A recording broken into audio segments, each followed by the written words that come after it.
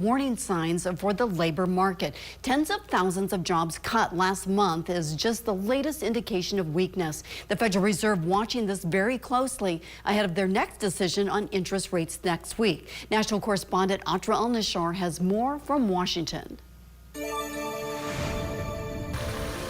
New data about the job market paints a bleak picture for the American worker. The number of layoffs is so high, more than 1.1 million so far this year, the country hasn't seen anything like it since the beginning of the pandemic. Outplacement firm Challenger Gray & Christmas says this is a 54% increase from this point last year. And that's not all. If you look at where the losses came in, it was for firms with headcount under 50. Neela Richardson, chief economist for ADP, says what they last month is a canary in a coal mine. The private sector unexpectedly shedding 32,000 jobs.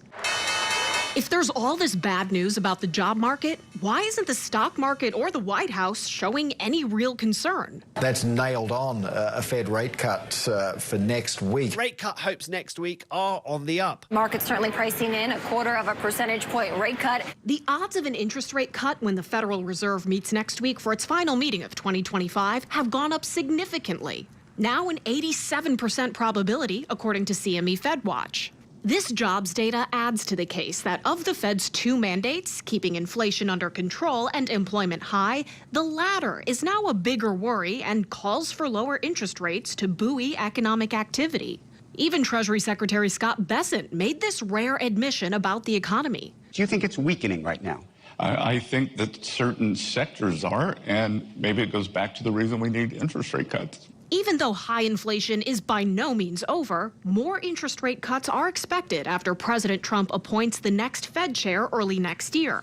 This week, he hinted at who he'll pick. I guess a potential Fed chair is here, too. I don't know.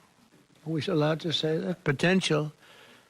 He's a respected person, that I can tell you. Thank you, Kevin.